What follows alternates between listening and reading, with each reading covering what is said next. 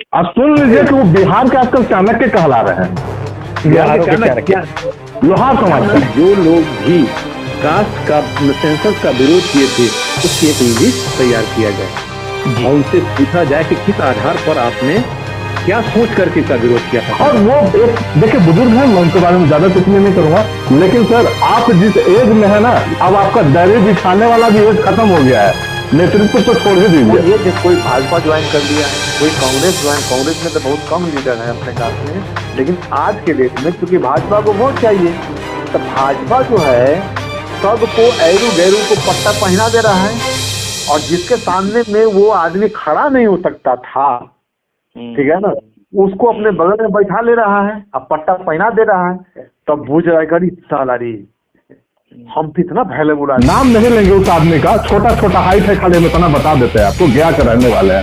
जदयू का एक समय के बोलते हैं कि हम आदिवासी प्रकोष्ठ के प्रदेश महासचिव थे, ठीक है, थे क्या नहीं तो भगवान जाने। तो जमीन के बारे में जिसको ज्यादा अच्छी जानकारी होती है वो वकील को बढ़िया से ब्रीफ कर पाता है।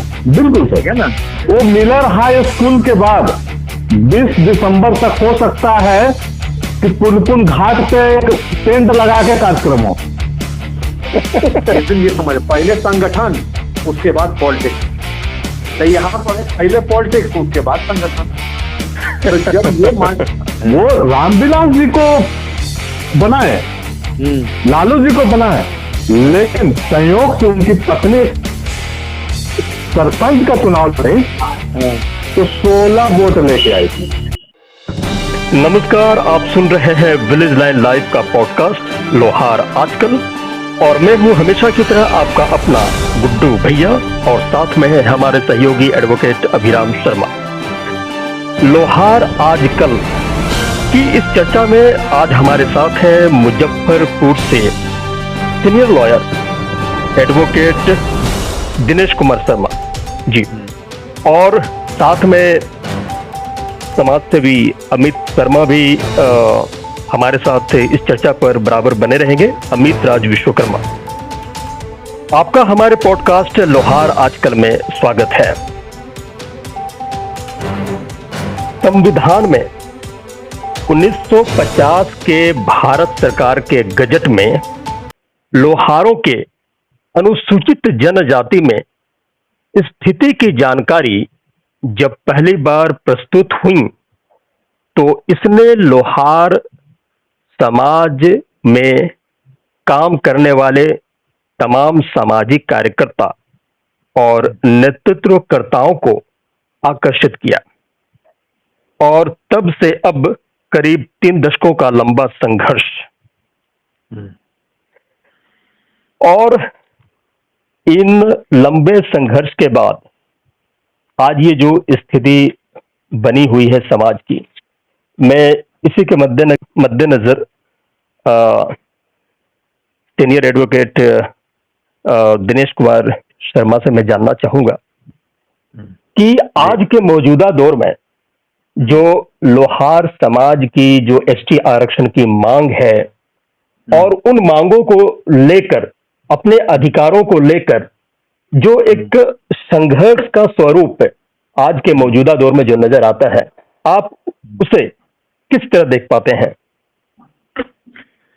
देखिए, कहना इसमें यह है, देखना हमको कुछ नहीं है, हमको ये है कि संविधान जब बना, संविधान बनने के बाद गजट ऑफ इंडिया जब बने तो 1950 में, तो उसी समय लोहार को एसटी में रखा गया जी, और उसका जो है इंग्लिश में ही LOHARA है ना, मैंने यही दर्शाया गया, ठीक है ना। बाद में 1976 में प्रेसिडेंट ऑफ इंडिया के द्वारा इसको जो है मैंने क्या कहा जाए इसको, मतलब इसको हिंदी में रूपांतरण किया गया, और 1976 में, तो 1976 में ये लोहार आ गया हिंदी में जी, ठीक है जी। तो इंग्लिश में लोहार HOLHOLARA रहा, ठीक है ना जी।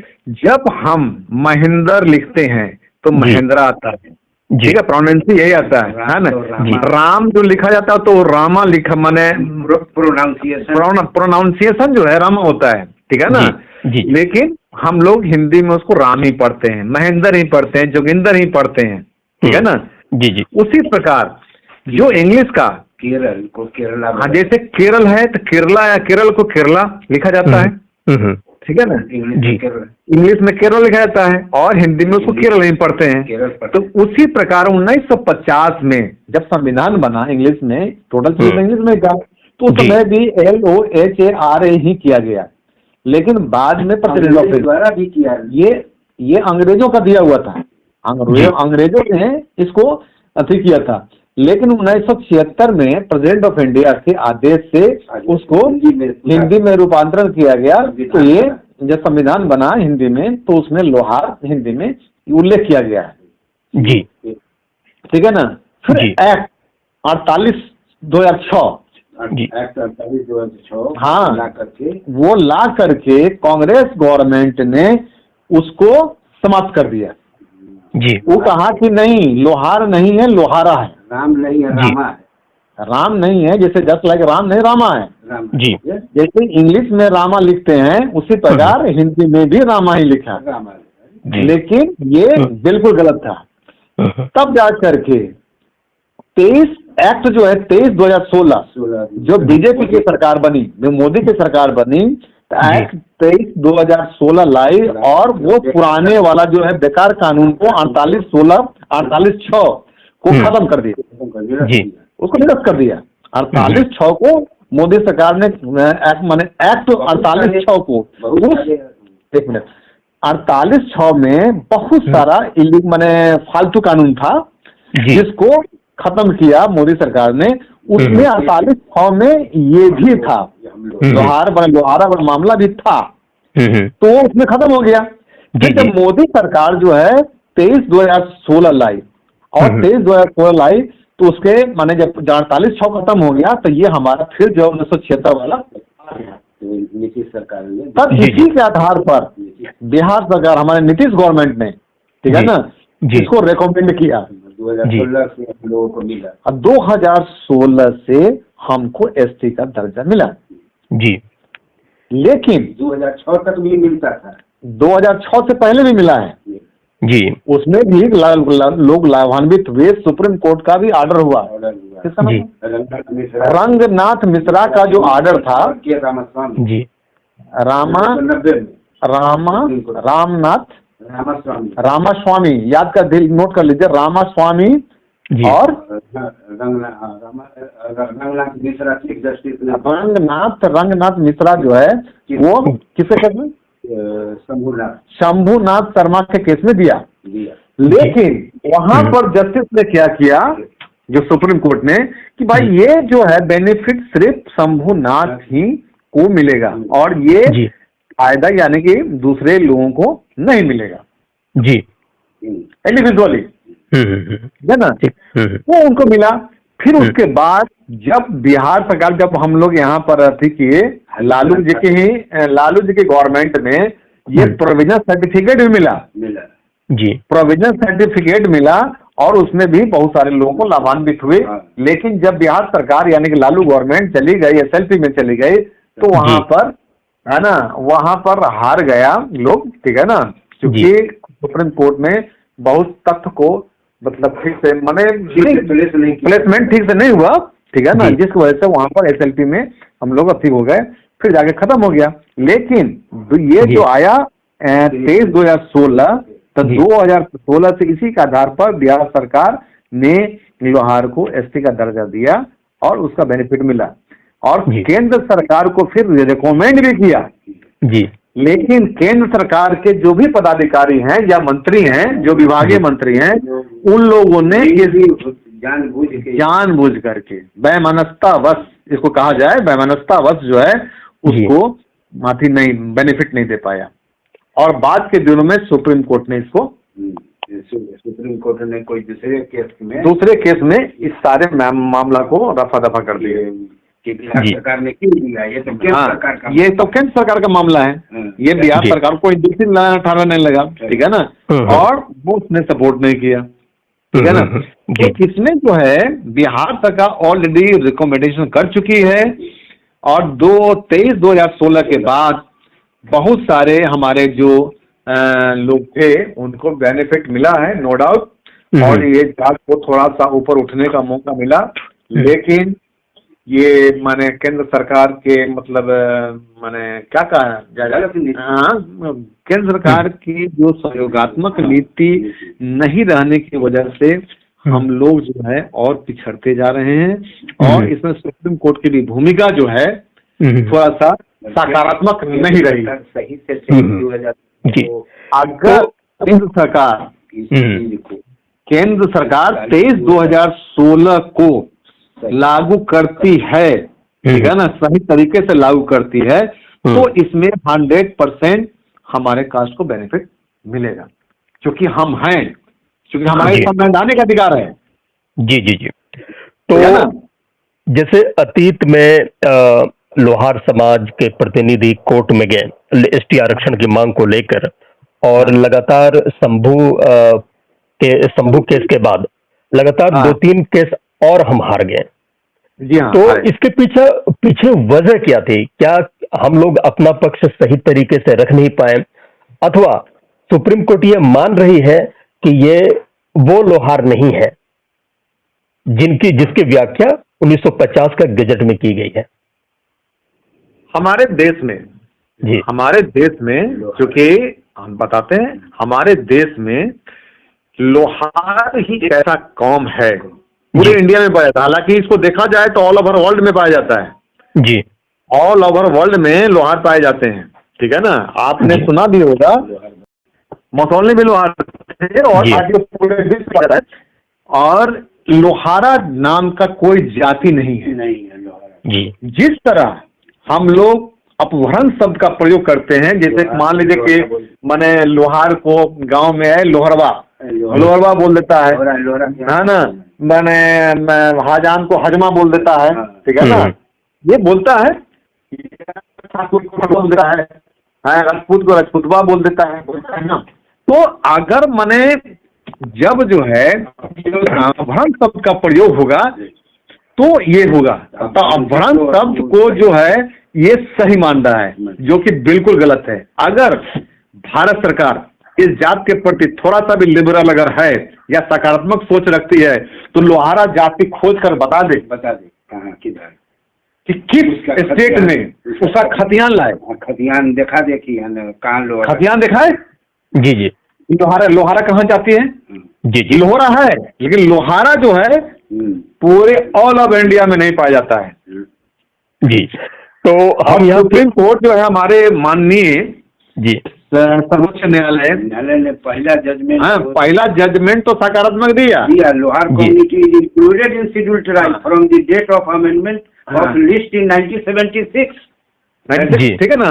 लेकिन उसके बाद में या तो हमारे एडवोकेट, हमारे तरफ से जो भी एडवोकेट थे, उन लोगों ने प्लेसमेंट सही से नहीं रखा जी, या बेमनस्ता बस इस जात को माने सपोर्ट नहीं कर रहा है, ठीक है ना। अगर कोई मान ले सूरज पूरब में उगता है तो इसको मानना चाहिए किसी भी आदमी को। जी, अगर हम राम लिखते हैं, ठीक है ना, तो रामा लिखाता है, जोगिंदर भी लिख देता है, तो वही चीज यहाँ, ठीक है ना। जोगिंदर लिखते हैं तो जोगिंद्रा लिखाता है, तो हिंदी में उसको जोगिंद्रा तो हम लोग नहीं पढ़ते हैं, महेंद्र को महिंद्रा तो नहीं पढ़ते हैं, हम लोग तो महिंद्रा ही पढ़ते हैं ना। जी, यानी आपका कहना है कि अगर कोर्ट में भी अगर हमारी लड़ाई सही तरीके से अगर चलती तो हमें अपना कोर्ट के मार्फत भी एसटी आरक्षण का अधिकार मिल सकता था क्या? निश्चित तौर पे, बिल्कुल बिल्कुल। तो जी, तो अभी के समय में हम देखते हैं कि 3 मोर्चों पर लड़ाइयां लड़ी जा रही हैं, एक कोर्ट के मार्फत, दूजा रोड पर, और तीसरी राजनीतिक व कूटनीतिक स्तर पर जहां शोर कुछ कम है।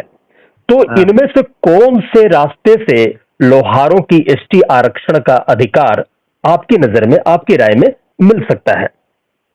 देखिए, वर्तमान समय में सुप्रीम कोर्ट ने तो अपना ऑर्डर कर दिया, उसने समाप्त कर दिया है, ठीक है ना जी। और वहां पर हमारे कुछ लीडर्स जो हैं जी, जो प्रॉपर वे में लड़ाई नहीं लड़ रहे हैं, उन्होंने रिव्यू पिटीशन भी फाइल किया था, लेकिन रिव्यू पिटीशन मोस्टली जो है निरस्त होता है, ये भारत सरकार भी चाहेगी। और इसमें जो है वर्तमान परिस्थिति में अगर भारत सरकार भारत सरकार का ही विधायिका जो है, विधायिका अगर चाहे तो इसका अधिकार हमको 100 का 200% हमको मिल जाएगा जी।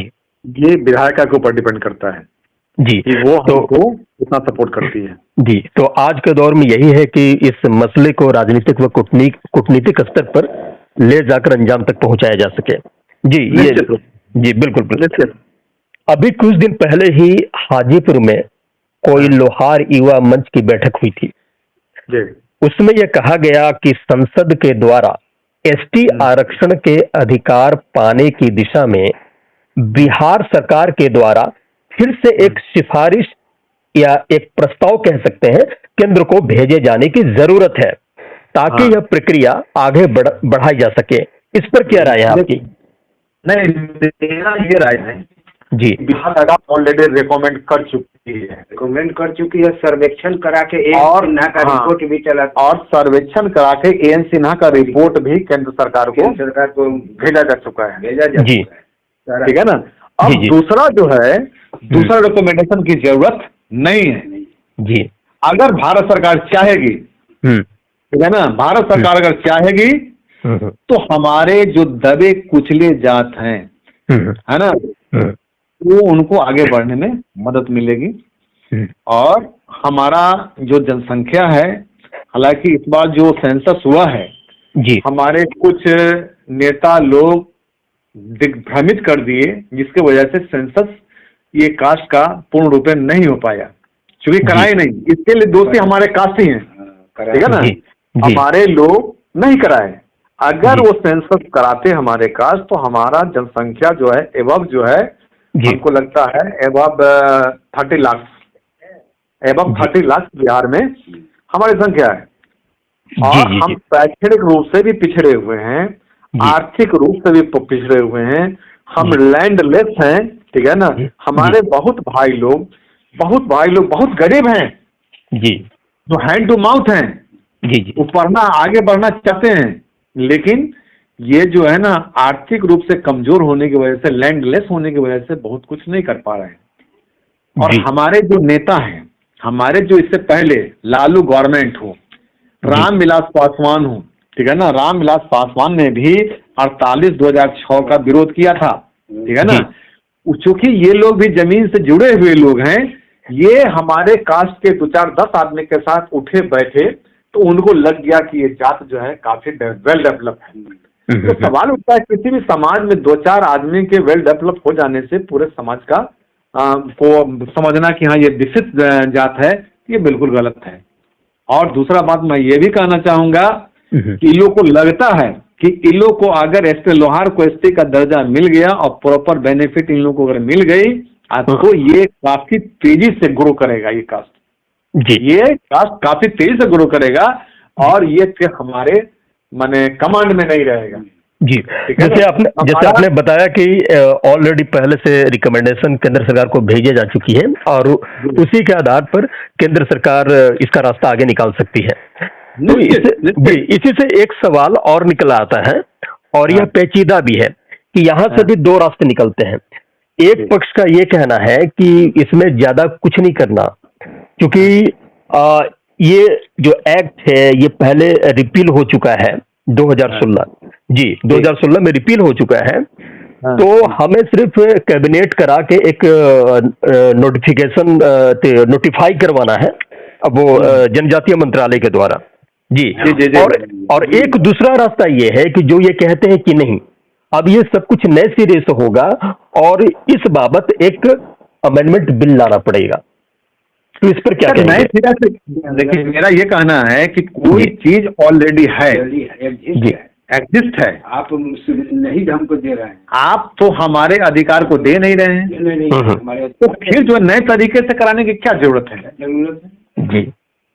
देखिए, हमारे साथ जो है ना केंद्र सरकार भी हमारे साथ दोहरी नीति अपना रही है, हम लोगों को परेशान कर रही है जी। अगर जिस समय संविधान बना, गजट ऑफ इंडिया बना, उस समय से अगर हमारे कास्ट को मिल जाता बेनिफिट तो हमारा जात का भी आर्थिक, शैक्षणिक, है ना, और सामाजिक जो है कुछ और ही होता। लेकिन पूर्व की सरकार और वर्तमान की सरकार दोनों इस कास्ट के प्रति लिबरल नहीं है, वो नहीं बढ़ने देना चाहती है। जी बिल्कुल। अभी हमारे साथ एडवोकेट अभिराम शर्मा भी बैठे हुए हैं। अभिराम जी। जी जी कुछ पूछना चाहेंगे दिनेश जी से? जी जी जी जी हम पूछना तो एक मेरा इस पर सवाल है।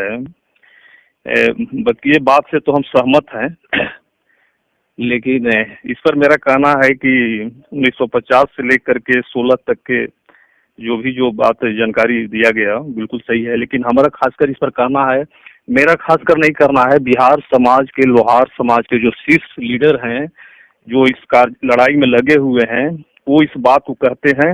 इसलिए हम इस बात को थोड़ा सा रख रहे हैं कि इस चीज का जानकारी पूरे बिहार के लोहार समाज को हो जाए और शीर्ष नेता भी इसको अच्छी तरह से समझें। वो प्रश्न मेरा ये है कि 23/16 से जब 48/2006 एक्ट रिपील हो गया, तो समाज के कुछ अग्रणी नेता इस बात को कह रहे हैं और डॉक्यूमेंट स्पष्ट समझ नहीं पा रहे हैं। अभी पूरे बिहार के लोग एक जगह बैठ करके समझे भी नहीं है। जैसे दिनांक 16 मई 2016 को जो विधि मंत्रालय का जो लेटर निकला, ये लेटर हमको लगता है कि पूरे बिहार के हमारे शीर्ष नेता भी अभी एकमत नहीं है, और इसी लेटर के अनुपालन करते हुए जून 2016 में जनजातीय मंत्रालय से एक लेटर निकला, जो एक मेमोरेंडम लगा करके 11/1 को, जिसमें 48/2006 को भी रोक दिया गया। तो हम थोड़ा सा जानना चाहेंगे दिनेश जी से कि हम इनसे ये न कह रहे हैं कि यही केवल बताएं, लेकिन हमें जानना चाहेंगे कि 23/16 एक्ट से जब 48/2006 रिपील हो गया, तो विधि मंत्रालय 16 मई 2006 को एक लेटर निकाला, और इसी के अनुसार जून 2016 में जनजातीय मंत्रालय के लेटर से 48/2006 और एक और जो है से रिपील जो था, वो जो है से वहां पर ग्रहण लग गया। तो क्या ये लेटर को हम लोग बढ़िया से समझ गए हैं? सबसे पहले मेरा ये कहना है कि जो जनजातीय मंत्रालय जो लेटर इशू किया वो गलत, वही तो गलत है वो। हाँ जी गलत है, जितना समझ रहे हैं गलत है, मान लिया आपका गलत कहना सही है, हम भी कहते हैं बात को। लेकिन मेरा ये कहना है कि हम औरंगाबाद से बोल रहे हैं, आप मुजफ्फरपुर से बोल रहे हैं, जहानाबाद से हैं, तो यहाँ पर हो क्या रहा है कि 38 जिला में न जाने कैकन तरह के कैकन नेता हैं, कैकन मत है। तो कम से कम जो मेरा खासकर एक बात कहना है कि जो 6A क्लॉज एक्ट जो है जनरल 1897 6A एक संविधानिक मैटर है। तो क्या हमारे समाज के लीडर सुप्रीम कोर्ट के या हाई कोर्ट के या समाज के हमारे कोई अधिवक्ता वैसे हैं, या यदि नहीं हैं तो क्या इसको अच्छे स्तर से इस एक्ट को बारे में समझ लिया गया है कि क्या है, जरूरत है समझने के लिए कि नहीं? हाँ, सुनिए, मेरा इसमें ये कहना है कि हमारे जो नेता हैं, ठीक है ना जी, जिस समय सुप्रीम कोर्ट ने इस मामला को खत्म किया था, ठीक है ना जी, इसकी एक बैठक पटना में हुई थी, ठीक है। तो पटना में जब बैठक हुई थी, संयोग से मैं भी वहां गया था, और मुजफ्फरपुर से 3 एडवोकेट गए थे, कुछ चकिया से भी गए थे, और एक जो है पटना से भी थे, ठीक है ना। तो वहां पर जब मीटिंग हुई, जब प्रोग्राम खत्म होने के बाद मीटिंग हुई, तो हमने उन लोगों को सजेस्ट किया, जो भी माने नेतृत्व करते हैं, कि आगे बढ़ने से पहले अपने कास्ट में जो लोग भी अच्छे एडवोकेट हैं उसकी एक कमेटी बने, और वो कमेटी जो है ना जाकर के अप्रोप्रिएट जो भी कोर्ट है, हमारा सुप्रीम कोर्ट है, वहां पर किसी एडवोकेट को, बढ़िया एडवोकेट को हायर करे, क्योंकि एक एडवोकेट ही कानून को समझ सकता है, ठीक है ना, और वो बैठ करके ड्राफ्टिंग कराए। मैंने ये सलाह दिया था, ठीक है। लेकिन हमारे कुछ छुट भाई के नेता कहेंगे, हम नेता नहीं कहेंगे जी, ये छुट भाई के नेता है जो अपने आप को तथाकथित करते हैं कि हम जो है इसका नेतृत्व कर रहे हैं। वो नेतृत्व नहीं कर रहे हैं, वो एक जात का शोषण कर रहे हैं, एक्सप्लॉइटेशन कर रहे हैं आर्थिक रूप से, और चीटिंग कर रहे हैं, ठीक है ना जी। चीटिंग कर रहे हैं, सिर्फ चंदा कलेक्शन करके अपना भरण पोषण कर रहे हैं। अगर लड़ाई सही से लड़ी जाए तो इसको सबसे पहले एडवोकेट को आगे लाना होगा। आप नेतृत्व करें, हमको उससे कोई आपत्ति नहीं है, लेकिन कानून को एडवोकेट ही समझेगा। अभी बिल्कुल ठीक है ना, अगर हमारे समाज में बहुत अच्छे अच्छे एडवोकेट हैं, मैं ये नहीं कहता हूँ मैं बहुत अच्छा हूँ, लेकिन बहुत अच्छे अच्छे एडवोकेट हैं, ठीक है ना, हमसे विद्वान लोग हैं, तो उनकी एक कमेटी बननी चाहिए और वो कमेटी जो है इस बिंदु को आगे बढ़ती और मैंने सुप्रीम कोर्ट में अपना लड़ाई लड़ती जी, ठीक है ना। लेकिन ऐसा हुआ नहीं। ये तो मतलब ये जो है 48-16 को 48-6 को भी समझ नहीं रहा है। हाँ, ये भी 48-2016-6 को नहीं समझ रहा है, 48-6 को नहीं समझ रहा है, 23-2016 और ना 23-2016 को समझ रहा है, ठीक है ना। नहीं समझ पा रहा, नहीं समझ पा रहा, सिर्फ सहारे के वही नहीं समझ रहा है। सुप्रीम कोर्ट का भी फैसला को भी नहीं समझ पा रहा है हुजूर, नहीं समझ रहा है। सुप्रीम कोर्ट बिहार सरकार के सूचना को रद्द कर दिया है। हम लोग को लोहार जाति का एसटी का आरक्षण को खत्म सुप्रीम कोर्ट नहीं किया है। सुप्रीम कोर्ट ने यही है जी, सुप्रीम कोर्ट तो हमको दिया है किसको? LOHARA लोहारा को दिया है। सरकार के सूचना को रद्द किया है। हमको जो है ये बताना है कि लोहार और लोहारा बोथ आर सेम, लोहार और लोहारा बोथ आर सेम, ठीक है ना। ये हमको साबित करना है और इसको साबित करने में जिसे थोड़ा सा हम यहाँ पर कर रहे हैं वो तो खैर ठीक है। मेरा ये कहना है कि जो जून 2016 में जो जनजातीय मंत्रालय के द्वारा जो एक लेटर निकला जिससे हम लोग को उसमें ग्रहण लग गया, तो वो लेटर सही है या जनजातीय मंत्री माननीय अर्जुन मुंडा जी के एक मौखिक एक द्वेष का राजनीति था कि क्या था? कहीं न कहीं हम लोग भी उस लेटर को अच्छे ढंग से कहीं सीनियर एडवोकेट से हम लोग नहीं न समझ पाए। ये हम लोग को समझना चाहिए था। तो समझना चाहिए था, इसके दोषी हम लोग भी हैं, दोषी हम लोग हैं। अब तो हम लोग को भी गुणगान करने लायक उसको ज्यादा नहीं, अब देर या सवेर हम लोग को इसमें जल्दी निर्णय लेना चाहिए, है ना। तो सवाल उठता है कि कॉम्बिनेशन अगर 23-2016 में जो एक्ट बना वो किस चीज के लिए बना था? वो 48-2006 को 48-2006 को खत्म करने के लिए ही बना था, ठीक है ना। 23-2016 जो है रिपील, ठीक है ना, इसलिए बना था। जब कानून सारा समाप्त हो गया 48-16 में ऑलरेडी प्रिवेल कर गया। हाँ, 76 ऑलरेडी प्रिवेल हो गया, यानी कि 76 में जो ये प्रेसिडेंट ऑफ इंडिया ने किया कि ये जो है लोहार और लोहारा हिंदी में लोहार रहेगा और इंग्लिश में लोहारा रहेगा। जब कर चुका है तो जनजातीय मंत्रालय राष्ट्रपति का अधिसूचना जब निकल गया तो उसके बाद क्या है? यहाँ तो हम ये कहेंगे कि राष्ट्रपति के भी मंत्रालय बना है। राष्ट्रपति की स्वीकृति के बाद भी जनजातीय मंत्रालय जो है लेटर निकालने वाला होता कौन है? कोई भी कानून का बनता है। लेकिन मेरा ये कहना है कि जो लेटर जनजातीय मंत्रालय द्वारा लगा करके ग्रहण लगा दिया गया, तो उस लेटर को हमको संवैधानिक ढंग से अच्छे लायर से समझना चाहिए था।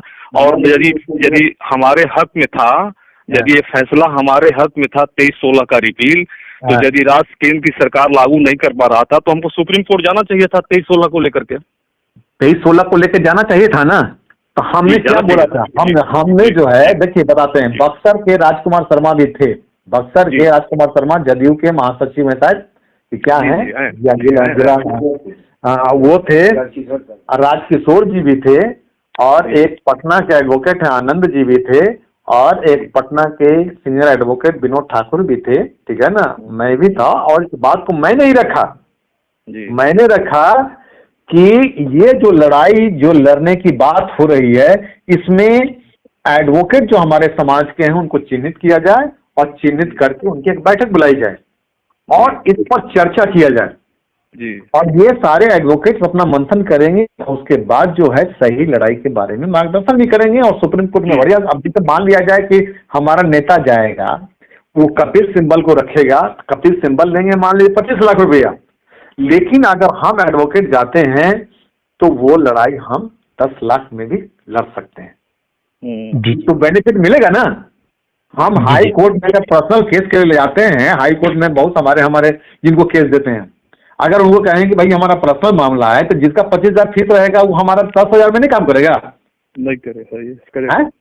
अभी नहीं करना चाहिए, मैं बता रहा हूँ। अभी मोटर व्हीकल एक्ट, हम चूंकि मोटर व्हीकल एक्ट का केस थोड़ा ज्यादा करते हैं जी। तो ये 15 सितंबर 2021 को बिहार सरकार ने इसको बंद कर दिया जी। और उसने कहा कि मोटर व्हीकल का जो है इसके लिए हम अपना DTO, अपना पर्सनल एक बिहार मतलब ट्रांसपोर्ट डिपार्टमेंट के द्वारा हम मुआवजा देंगे। ठीक है ना, आपको याद होगा। तो उसके लिए लड़ाई की जब शुरुआत हुई तो पूरे बिहार से एडवोकेट लोगों को बुलाया गया जो MSCT केस करते थे। पटना ये जो है आपका है bar council of India, sorry state bar council का जो है ना हॉल में, वहीं बैठक हुई, वहां पर हम भी गए। तो वहां पर चूंकि इसका नेतृत्व जो है हम ही कर रहे थे शुरुआती में, ठीक है ना। हम ही सजेस्ट किए कि इसमें आप एक मीटिंग बुलाइए और मीटिंग बुला करके लोगों को ऑर्गेनाइज कीजिए और इसके प्रति उन लोगों को जागरूक कीजिए, नहीं तो ये सारा भट्टा बैठ जाएगा। तो राजन सहाय जो है हाईकोर्ट में एक एडवोकेट हैं, जो हमारे कनेक्टेड लोग हैं, तो उन्हीं के नेतृत्व में बैठक हुई और बैठक होने के बाद है ना वो अध्यक्ष चुने गए और जनरल सेक्रेटरी मैं चुना गया और जाकर के लड़ाई की शुरुआत हुई।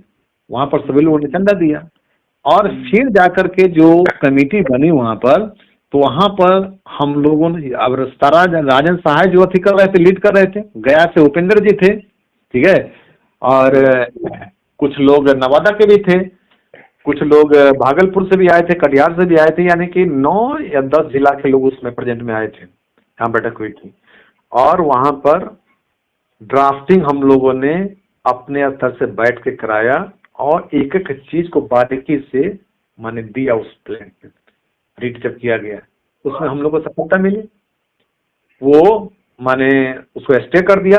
ये संजय करोल ही किए थे, जाते जाते स्टे कर दिए और पुराना जो केस जो फाइलिंग जो बंद हो गया था 15 सितंबर 2021 से, उसको भी चालू करवाए। तो कम खर्च में हम लोगों ने उस लड़ाई को जीता और आज फिर MSCT चालू है अभी। तो सवाल उठता है कि लड़ाई जब प्रबुद्ध लोग मिलकर लड़ेंगे तो कारगर होगा। नेतागिरी तो खैर कोई बात ही नहीं है, नेतागिरी करने के लिए क्या है। जी जी, हमने कोई गलत सलाह तो नहीं दिया था कि मान लीजिए बिहार में जितने भी अपने कास्ट के एडवोकेट हैं, ठीक है ना, उसमें सब लोग एक आखिर में ग्रेडिंग होता है ना, ग्रेडिंग होता है। जो अच्छे क्वालिटी का एडवोकेट है उनकी एक कमेटी बने, जो अध्ययनशील हैं। सब एडवोकेट पे अध्ययनशील नहीं है, ये आप भी जानते हो, मैं भी जानता हूँ। जो अध्ययनशील हैं वो रहें और इसको अध्ययन करें, अध्ययन करके फिर सुप्रीम कोर्ट चला जाए और सुप्रीम कोर्ट में बढ़िया एडवोकेट हायर किया जाए और बैठ के ड्राफ्टिंग कराया जाए, क्योंकि इन आउट हम आप जानते हैं। दुर्भाग्य है लोहार समाज का बिहार में कि आज 26 तारीख है ना, 26 नवंबर है 2023 और फरवरी के 2022 में अधिसूचना रद्द हो गया था बिहार सरकार का। ST का संवैधानिक दर्जा हम लोग को समाप्त हो गया था, बिहार से जो खारिज हुआ। और आज के डेट में हम लोग इस बात को चर्चा कर रहे हैं, जिसमें अभी इस बात को अधिवक्ता होते हुए भी इस बात को नहीं कह रहे हैं कि हम जो कह रहे हैं लोहार का लड़ाई सही है। आपका भी सुझाव है कि लोहार समाज का लड़ाई के लिए senior advocate supreme court, high court से राय लिया जाए। और इतना दिन के बाद जो हमारे समाज के लीडर हैं, जिनके नेतृत्व पर पूरे बिहार में एक आम लोहार कहते हैं कि मेरा लड़ाई लोहार समाज के लोग लड़ रहे हैं और आज हम लोग चर्चा कर रहे हैं कि किसी भी बिंदु पर संवैधानिक सलाह लिया ही नहीं गया, तो लड़ाई हम लोग क्या जीत पाएंगे और नेता कैसे जीत पाएंगे, ये तो समझा जा सकता है। देखिए है ना, बताते हैं। हाँ बिल्कुल सही बात है। देखिए एक्चुअली है क्या कि हमारे जाति में जो लोग भी कुर्ता पैजामा पहन करके स्टेज प्रोग्राम जिसको कहा जाता है ना, अनाउंस करते करते थोड़ा सा बोलने की प्रैक्टिस हो जाती है। बोल तो हम भी सकते हैं, आप भी बोल सकते हैं, लेकिन हम लोगों की बात जो होती है तत्वपूर्ण बात होगी, ठीक है ना। हम 10 लाइन बोलेंगे लेकिन परफेक्ट बात बोलेंगे, ठीक है, या आप बोलेंगे तो परफेक्ट बात बोलेंगे।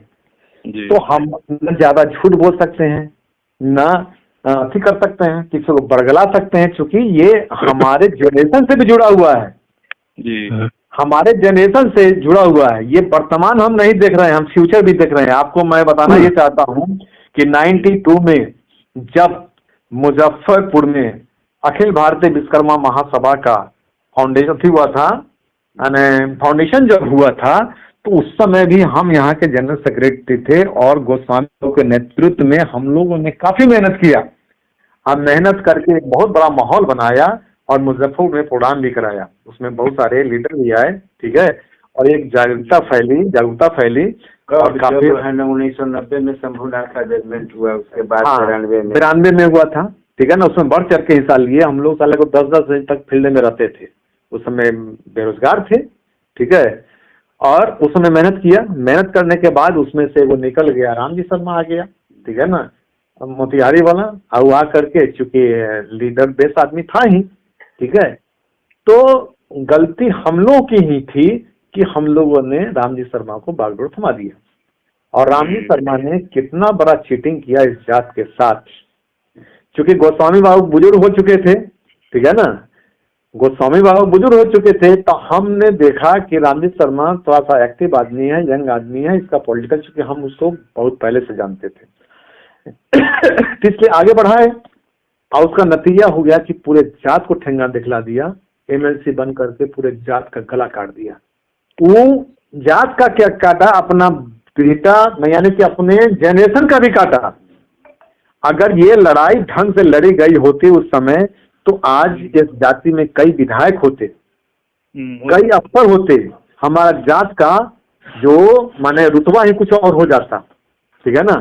लेकिन जो नजदीक से सोचते हैं ना, नजदीक से सोच करके वो पूरे समाज को बर्बाद कर दिया।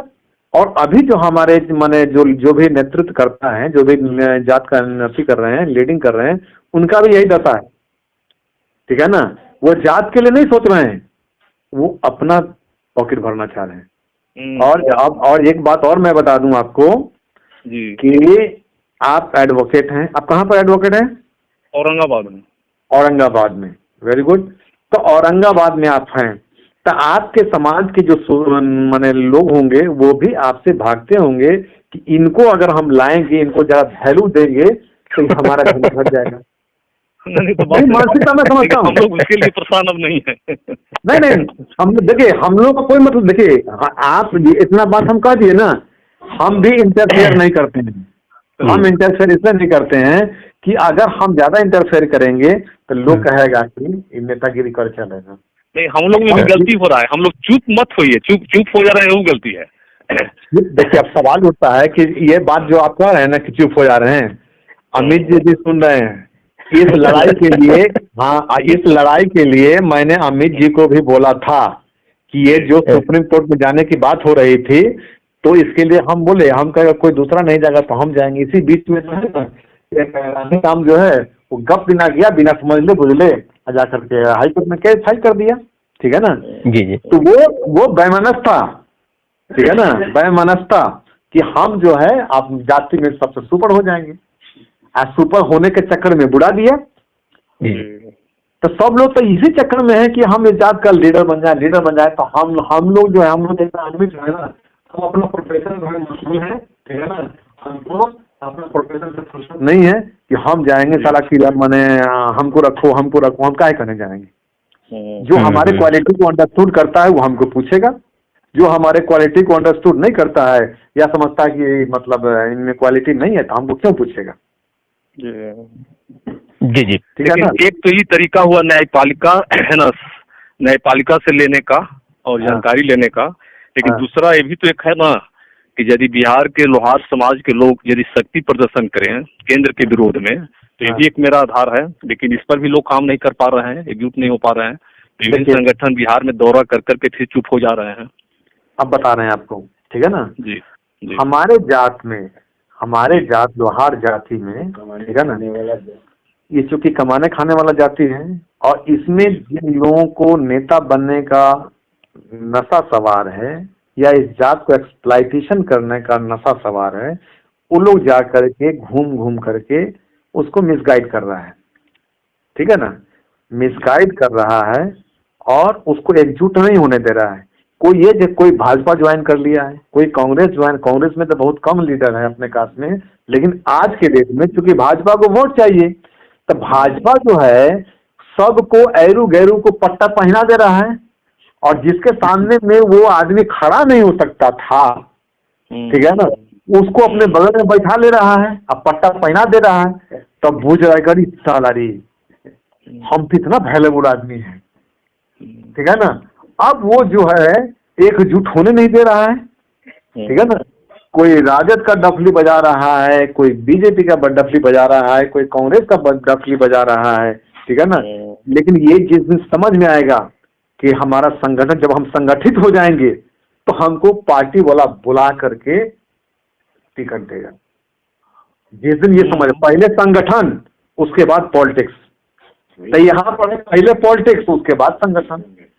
तो जब ये मान है ना। दिनेश भैया, मैं 1 मिनट आपको रोकूंगा।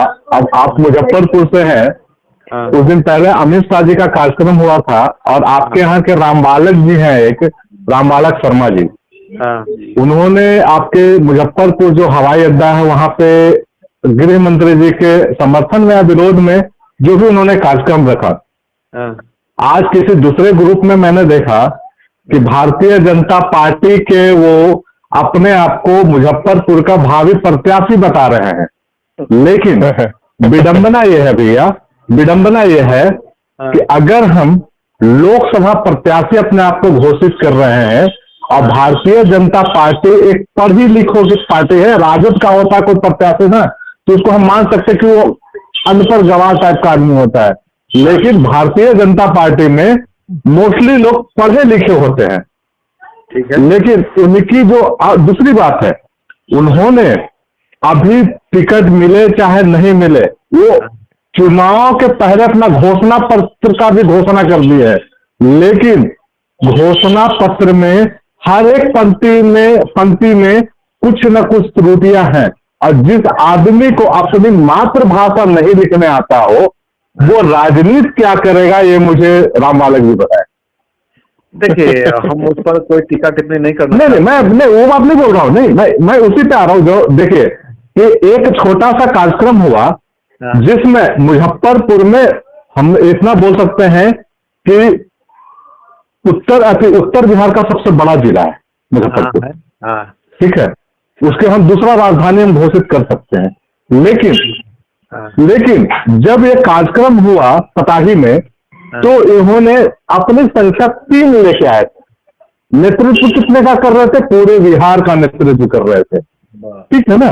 लेकिन अगर हम नेतृत्व कर रहे हैं भैया और हमारे साथ संख्या 1 भी नहीं जाती है तो हमें चुल्लू भर पानी में डूब मरना चाहिए। और वो आदमी जो आदमी संख्या, एक छोटे से कार्यक्रम में 3 आदमी की संख्या लेके वो लोकसभा का प्रत्याशी घोषित कर रहा है, तो वही हो जाएगा कि राजकिशोर शर्मा जी जब डिप्टी मेयर का चुनाव वहां लड़ रहे थे आरा से, तो उन्होंने मेरे सामने इसकी बात है, मेरे कुछ सहयोगी थे जो फोन कर करके बुलाते थे, एक दिन समय दी से कैसे काम हो, ठीक है ना। लेकिन चुनाव ऐसे नहीं जीता जाता है, हम अपने आप को प्रत्याशी, या फिर दूसरी बात है कि चाहे कोई सा भी पार्टी हो, मैं किसी पार्टी पे नहीं जा रहा हूं, हम जब तक अपने समाज के अंदर मजबूत नहीं ना है तब तक हमें कोई पार्टी विशेष हमें वैल्यू नहीं देगा, तो यही जिस महत्वाकांक्षा के साथ काम कर रहे हैं। इसलिए तो मैंने कहा ना कि पहले संगठित होइए। बिल्कुल, संगठित क्यों होगा, मैं आपको संगठित होना ही नहीं चाहता ना। देखिए, लोहार समाज के जितने भी नेता है ना वो एक मेढक है, एक तराजू पे बैठाइएगा ना तो दूसरा ट्रैक्टर करके भाग जाएगा। अब बताते हैं मुजफ्फरपुर की स्थिति मैं बताता हूँ आपको। जी बताएगा। यहाँ पर हमारे सुस्ता पंचायत के मुखिया हैं मुकेश जी, ठीक है ना, मुकेश शर्मा 15 वर्षों से भाजपा से जुड़े हुए हैं, 15 वर्षों से भाजपा से जुड़े हुए हैं और वो आर्थिक रूप से मजबूत हैं, 3 टाइम्स जो है मुखिया भी रह चुके हैं और अभी उन्हीं का एक डमी कैंडिडेट जो है वही मुखिया है, ठीक है ना, डमी कैंडिडेट, ठीक है। और बेचारे माने जमीन जायदाद से भी संपन्न है और अच्छी माने उनकी कैपेसिटी भी है, आर्थिक रूप से काफी मजबूत है। पिछले लोकसभा में उन्होंने अपना इच्छा जाहिर किया कि हमको कुढ़नी विधानसभा से टिकट मिलना चाहिए। तो उस समय 2016 की बात बता रहे हैं आपको, 2016 की बात बता रहे हैं। तो उस समय गिरिराज सिंह और ये जो है मोतिहारी वाला सांसद, क्या नाम है उसका, क्या नाम है, राधा मोहन सिंह, राधा मोहन सिंह, कहा कि अरे तोरा कथे वोट हो कि तो टिकट लेगा है। इसको ह्यूमिलिएट किया, और जब ह्यूमिलिएट किया तो वहां से सुरेश शर्मा के यहाँ तो भाग आई आदमी।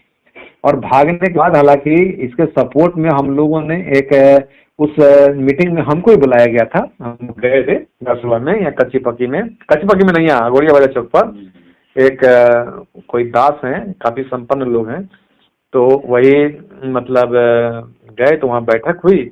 तो हम लोगों ने कहा कि भाई अगर ऐसी बात है तो मुकेश जी चूंकि संपन्न भी हैं, अच्छे वक्ता भी हैं, और 15 साल से जब बीजेपी में जुड़े हुए हैं तो कम से कम इनको मिलना चाहिए।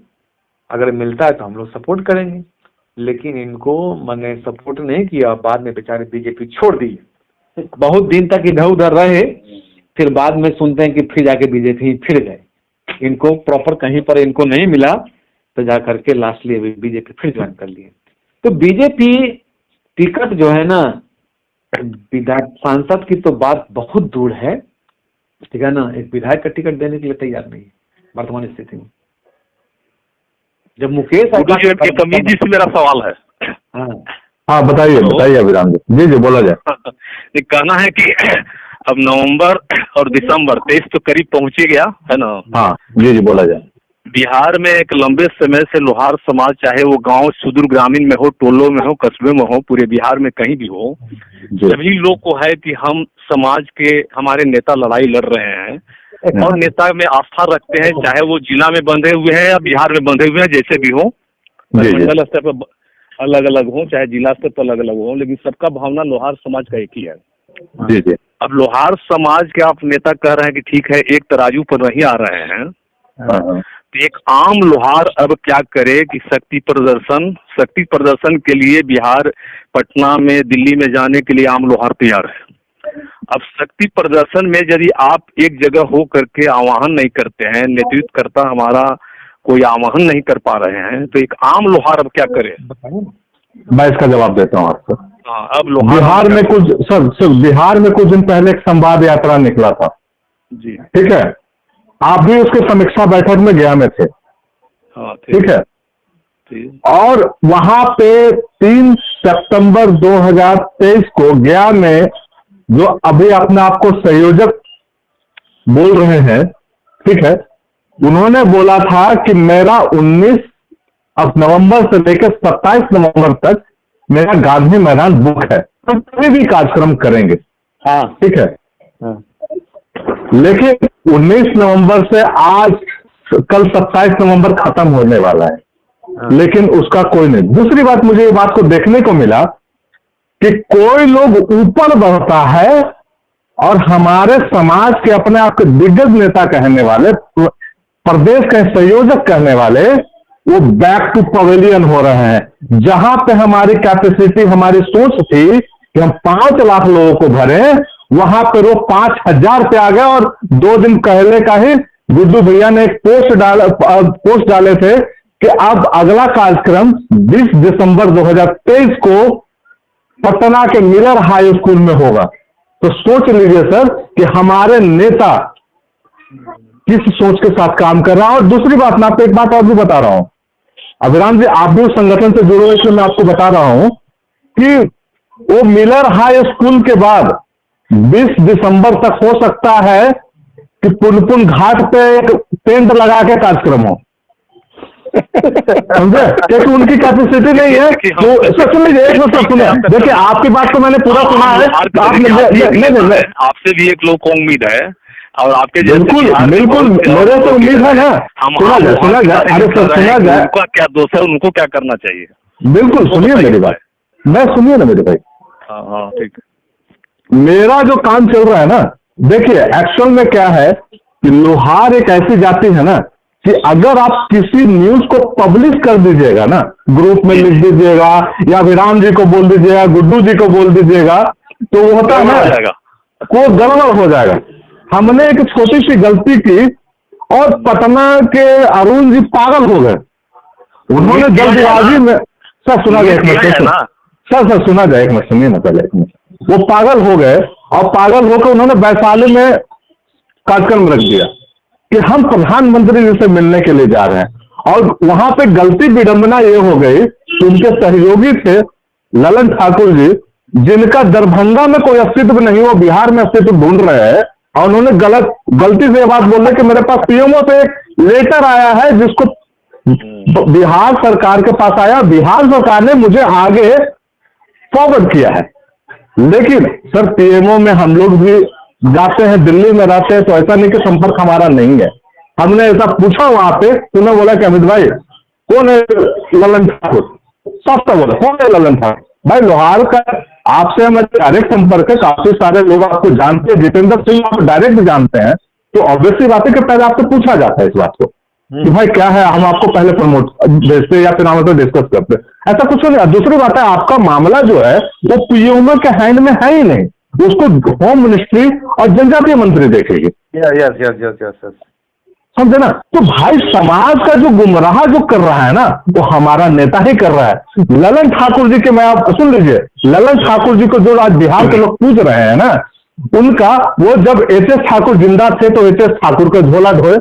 और वो एक देखिए बुजुर्ग हैं, मैं उनके बारे में ज्यादा टिप्पणी नहीं करूंगा, लेकिन सर आप जिस एज में है ना, अब आपका दरी बिछाने वाला भी एज खत्म हो गया है, नेतृत्व तो छोड़ ही दीजिए, समझे ना, नेतृत्व भी छोड़ दीजिए। और दूसरी बात है कि कभी सुनील जी के साथ चल देते हैं, तो कभी अमित जी के साथ चल देते हैं, कभी धनंजय भाई के साथ चल लेते हैं। अरे भैया आपने अपना क्या अस्तित्व बनाया है मुझे बताओ ना भैया, कब तक दूसरे के साथ चलते रहोगे। तो सर हमारा सबसे बड़ा दोष पता है कहाँ है कि हम जो है ना, हम अपने नेतृत्व को नहीं पहचानते हैं। जो सही नेतृत्व करता है ना उसी का हम विरोध करते हैं और गलत नीतियों का हम सहयोग करते हैं। जिसमें गया में जो विष्णुपद से जो संवाद यात्रा निकला, कितने लोग आए थे मुझे कोई बता दे। जितना उन लोगों ने संवाद यात्रा निकला उसमें गुड्डू जी भी थे, आप भी उसके समापन समीक्षा बैठक में गए थे। जितना बिहार का दौरा हुआ था ना सर 9 दिन में, उतना में हम इतना गारंटी लेते हैं कि देव प्रखंड में 1 लाख से ज्यादा की संख्या होती, समझे ना। और जो उस इंसान को 2000 की संख्या जुटाने में मैं अब ये भी मेरे पास सूचना है कि 5-5 हजार रुपए में नवादा से लोगों को पैसा देकर बुलाया गया है, 5-5 हजार रुपए में। तो सर आज का तो लोहार लोग ऐसा कर दिया ना कि पैसे पे लोहार समाज को खरीद रहा है, कब तक ऐसा चलेगा। तो भाई तुम्हारे पास इतना ही पैसा है ना मेरे भाई, तो सुप्रीम कोर्ट में जहाँ दिनेश भैया जो सपोर्ट कर रहे हैं उनकी बात से सहमत हूं कि भाई तुम इतना ही पैसा है तुम्हारे पास, तो एक बढ़िया सा वकील को हायर करो। और जो आप औरंगाबाद से हैं, नवादा आपका बगल में पड़ोसी जिला है, आप लोगों से सहयोग ले और सुप्रीम कोर्ट में आकर पैसा को वहां पे करें ना, खर्च करें ना। जहां पे सही खर्च है वहां पे कीजिए ना भाई साहब, गलत जगह पे क्यों खर्च कर रहे हैं, जिसके समाज को बेनिफिट मिले। देखिए मेरा ये कहना है कि पैसा जो है ना खर्च जब कीजिएगा तो उसकी पहले आपको जानकारी होना चाहिए। बिल्कुल। जब कोई क्लाइंट जो है अपने जमीन की लड़ाई के लिए जाता है, ठीक है ना, तो जमीन के बारे में जिसको ज्यादा अच्छी जानकारी होती है वो वकील को बढ़िया से ब्रीफ कर पाता है। बिल्कुल सर, ठीक है ना। और उसी के है ना, उसी के आधार पर वकील भी अपना प्लेंट तैयार करता है या जवाब तैयार करता है, ठीक है ना। तो सवाल उठता है आपको एबीसीडी कोई जानकारी नहीं है, बिल्कुल नहीं।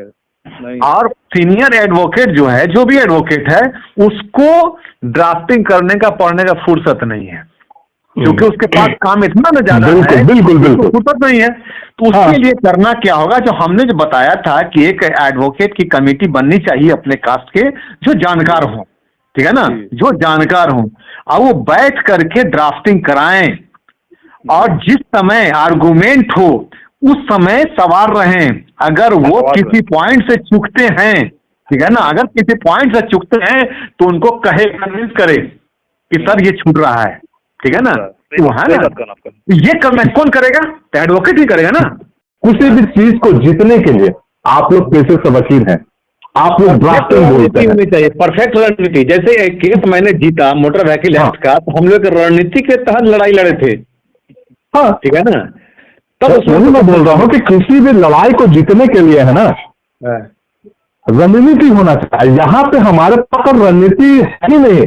हमारे पास क्या है ना, अमित जी आगे बढ़ गए तो ऐसा ना कि लोकसभा में चल रहा है, हमारा तो ऐसे मुंह ताकते रह जाएंगे। तो ये कहानी है। संवाद यात्रा जो निकला था ना सर, सुन लीजिए, संवाद यात्रा, नाम नहीं लेंगे उस आदमी का, छोटा छोटा हाइट है, खाली में इतना बता देते हैं आपको, गया के रहने वाले हैं। जदयू का एक समय के बोलते हैं कि हम आदिवासी प्रकोष्ठ के प्रदेश महासचिव थे। ठीक है, थे कि या नहीं तो भगवान जाने। ठीक है, उन्होंने नाम नहीं लिया जाए इसलिए कि सबको, मैं नाम नहीं ले रहा हूँ, सुन लीजिए पहले। सबको जोड़ के उन्होंने बोला कि हम 2 करोड़ में हम पार्टी का टिकट दिलाएंगे संवाद यात्रा के जो संयोजक हैं। अच्छा, हमारी बातचीत चल गई है। ठीक है, उसके बाद उनके और भी मैं उपलब्धियां बताता हूँ। चिराग जी से भैया मेरा बहुत अच्छा संबंध है।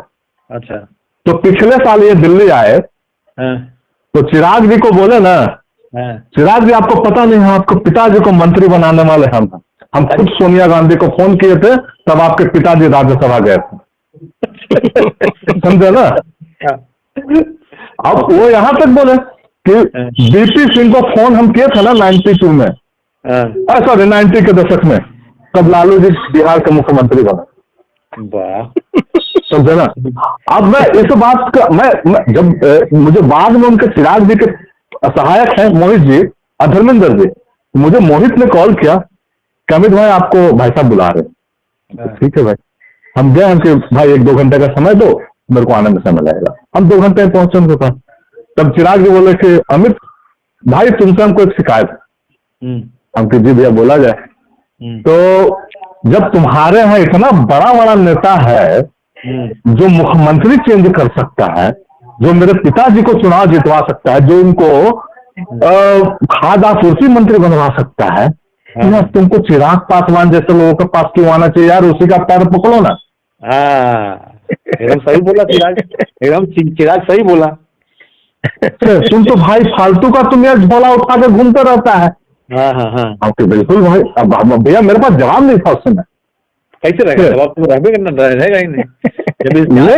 लेकिन भैया सुन लीजिए एक बात और, वो रामविलास जी को बनाए, लालू जी को बनाए, लेकिन संयोग से उनकी पत्नी सरपंच का चुनाव लड़ी तो 16 वोट लेके आई थी। अब सुन लीजिए कि वो बिहार के आजकल चाणक्य कहला रहे हैं। लोहार समाज का क्या नाम है? मैं आपको व्यक्तिगत रूप से बता देंगे।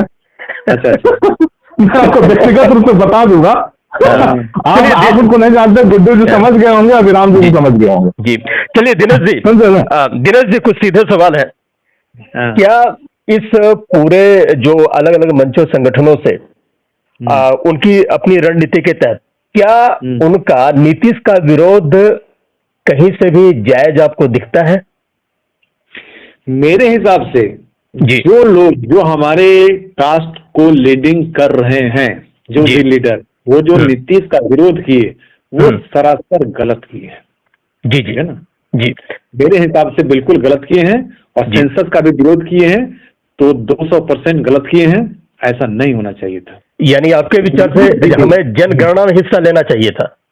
बिल्कुल लेना चाहिए था जी। अब इससे क्या नुकसान आपको दिखता है?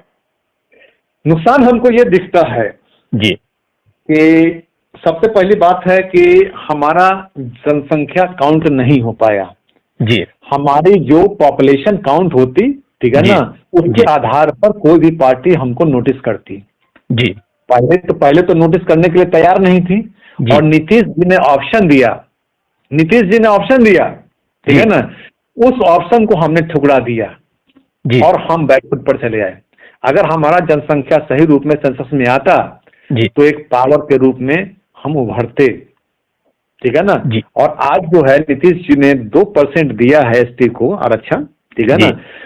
अगर आने वाले कल में अगर इसका हमको मतलब एसटी में का बेनिफिट अगर हमको मिल जाता है, ठीक है ना, तो फिर हम 2% में उलझ के रह जाएंगे जी। और जब हमारे कास्ट का सेंसस अगर हो जाता तो हमारी संख्या बढ़ती और हमको लगता है कि 4% तक जाती, निश्चित रूप से 4% तक जाती।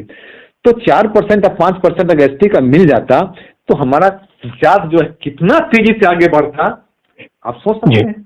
जी, तो इनकी मांग कहाँ से गलत थी? वो तो जनगणना का हिस्सा बनने के लिए तैयार थे, लेकिन वो चाहते थे कि उनकी गिनती लोहार में हो, न कि कमार की उपजाति लोहार में हो।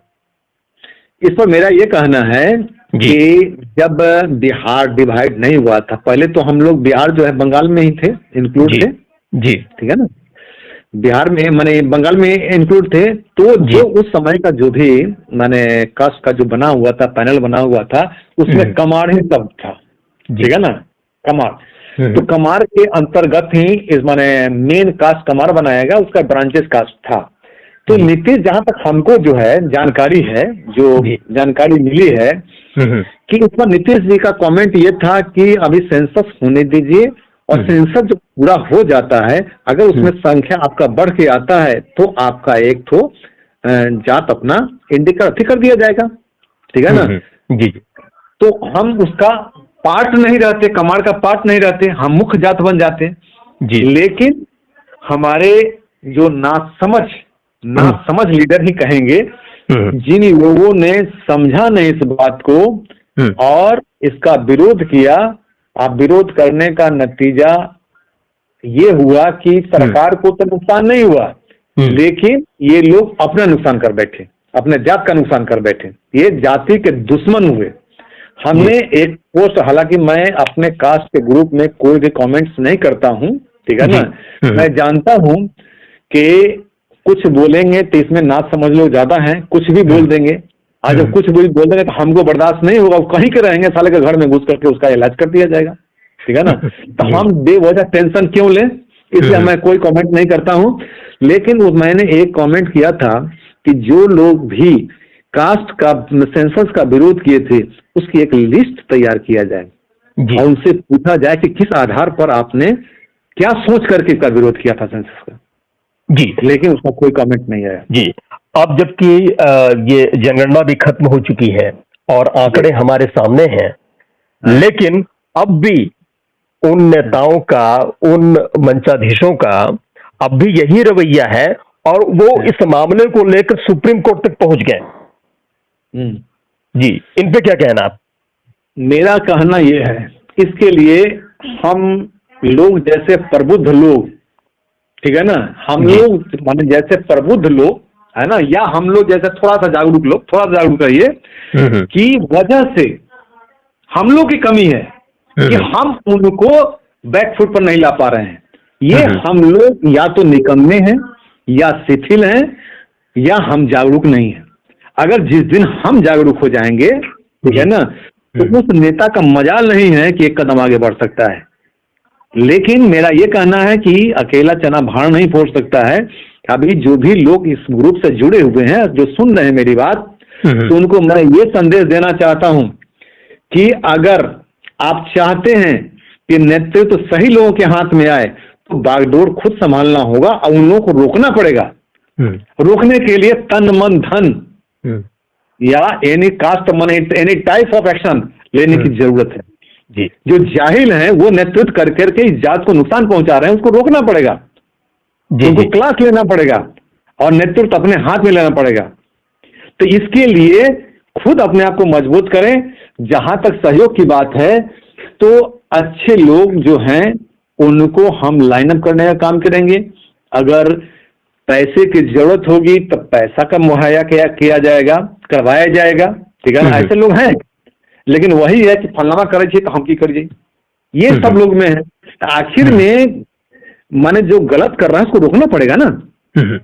तो इन सब के बीच उन खासकर लोकस का एक धड़ा है जो दिल्ली में कुछ उसके नेता हैं, तो वो उनसे एक बार हमारी बातचीत हुई थी, तो उन्होंने कहा था कि हमारी लड़ाई अभी फिलहाल एसटी की नहीं है, हम अपनी लोहार जात की अस्मिता और पहचान के लिए संघर्ष कर रहे हैं।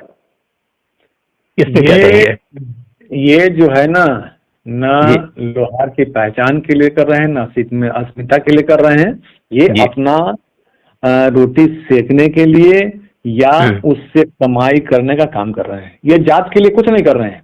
इनका कोई वजूद नहीं है, लोकस का कोई वजूद नहीं है।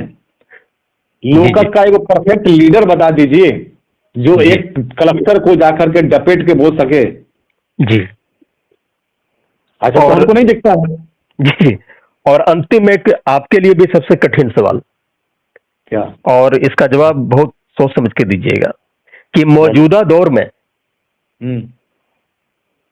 यहाँ कोई राजनीतिक पार्टी तो खैर नहीं है, मंच ही है और संगठन है जो कि राजनीतिक पार्टियों की तरह व्यवहार करती है, और उसके जो संचालक है, जो अध्यक्ष है, वो आपको राजनेताओं की तरह दिखेंगे।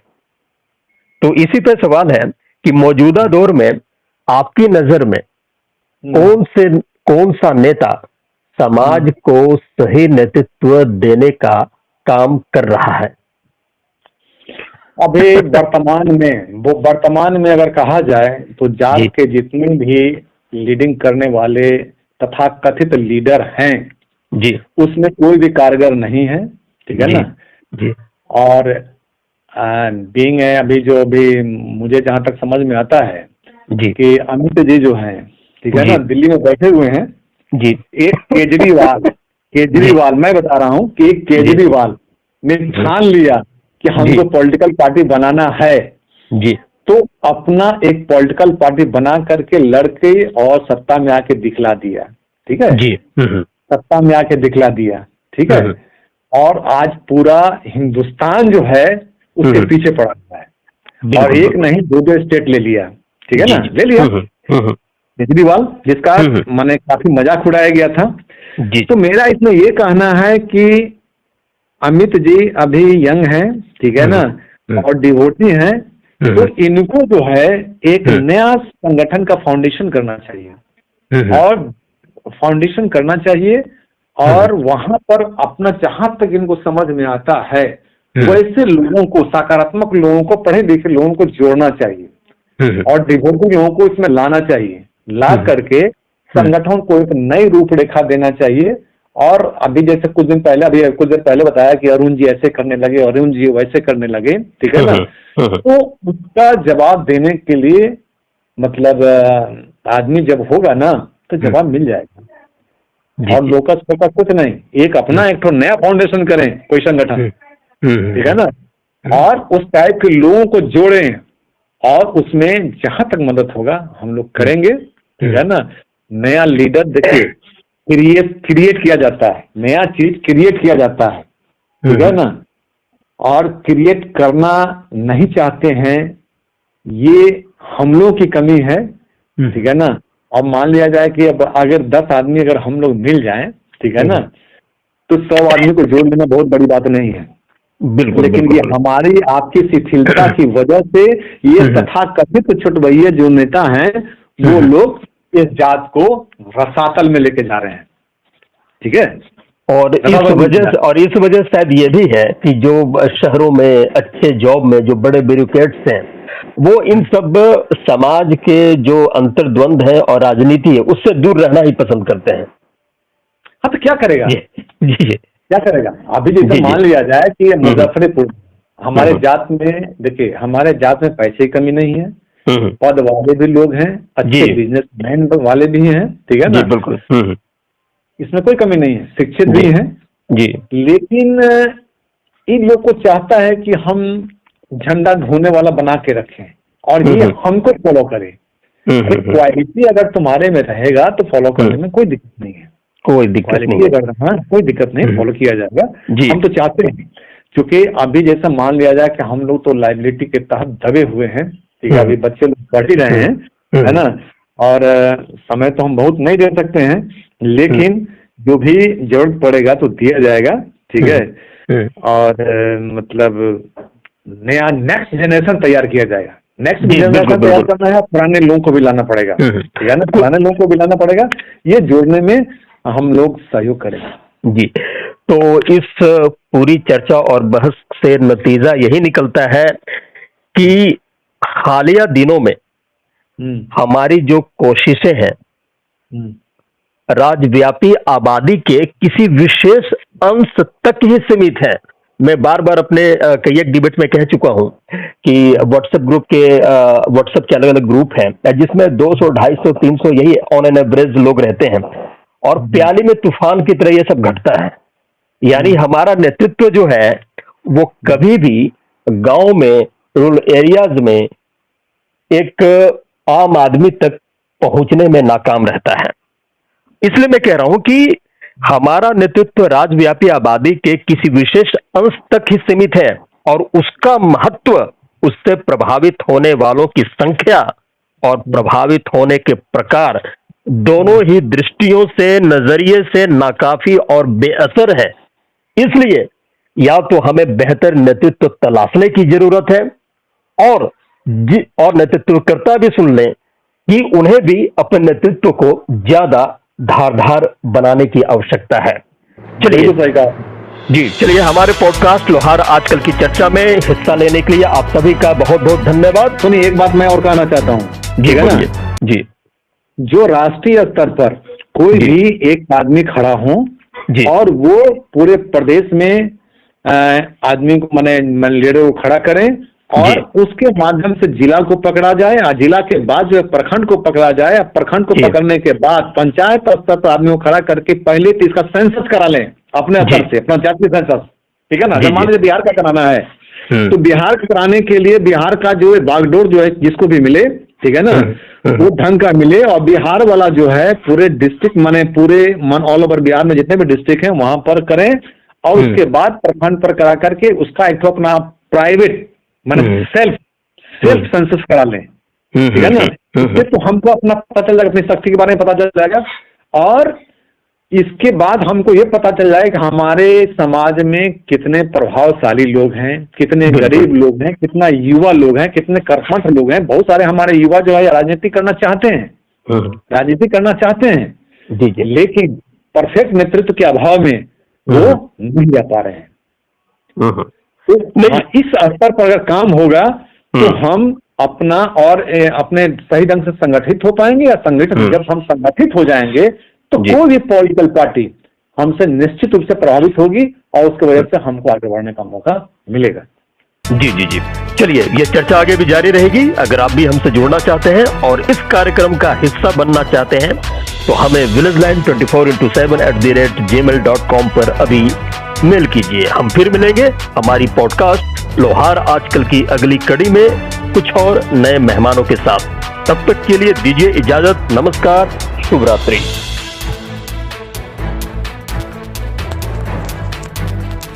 आप सुन रहे हैं विलेज लाइन लाइव पॉडकास्ट।